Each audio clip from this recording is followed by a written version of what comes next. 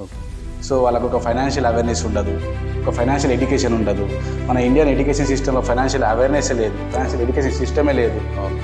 So చిన్నతనం నుండి suppose simple అండి, ఒక ఫ్యామిలీలో ఒక కలెక్టర్ ఉంటాడు, ఒక పోలీస్ ఉంటాడు, ఒక లాయర్ ఉంటాడు, ఒక బిజినెస్ పీపుల్ ఉంటారు.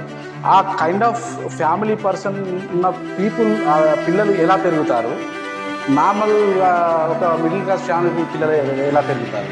సో అక్కడ ఒక సిస్టమ్ ఉంటుంది, ఇక్కడ ఒక సిస్టమ్ ఉండదు. బిజినెస్ మ్యాన్ కూడా అంతే.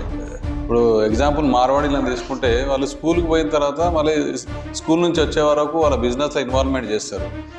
డబ్బులు ఎలా సంపాదించాలో వాళ్ళు చిన్నప్పటి నుంచి చూస్తారు. డబ్బుని ఎలా మేనేజ్ చేయాలి, ఎలా ఎక్కడ ఖర్చు పెట్టాలి, ఏ విధంగా ఉండాలని వాళ్ళు ఎవ్రీథింగ్. సో మన దగ్గరనే లేదు.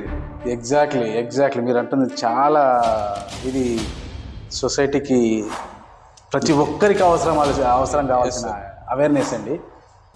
ఫైనాన్షియల్ ఎడ్యుకేషన్ లేకపోతే ఏమవుతుంది? నిజంగా చెప్పండి, ఒక డాక్టర్ నిజంగా డాక్టర్ చదువుకోకపోతే డాక్టర్ అవుతాడా? కాదు. డాక్టర్ ప్రాక్టీస్ లేకపోతే ఆపరేషన్ చేస్తాడా? చేయలేడు. సో అలాంటిది ఒక మనిషి పుట్టుక నుండి మనిషి చచ్చేంత వరకు కూడా మనీ కోసం పోరాడుతుంటూ మనీ సంపాదిస్తున్నాడు. అలాంటి మనీని ప్రాక్టికల్గా ఎలా యూజ్ చేయాలో, ఎలా చేయాలో, ఏం చేయాలో తెలియకపోతే, ఒక ప్రాపర్గా లేకపోతే నిజంగా అది సక్సెస్ఫుల్ లైఫ్ ఫ్యామిలీ అవుతుందా? నెవర్. ఎందుకంటే family financial planning is compulsory. ప్రతి ఇంట్లో మీరు 10,000 సంపాదిస్తున్నారా, 20,000 సంపాదిస్తున్నారా, 1,00,000 సంపాదిస్తున్నారా, కోట్లు సంపాదించినా కూడా మీకు ఒక ఫ్యామిలీ ఫైనాన్షియల్ ప్లానింగ్ లేకపోతే, ఒక ఫైనాన్షియల్ సిస్టమ్ లేకపోతే మీరు ట్రబుల్లో ఇరుక్కుంటారు.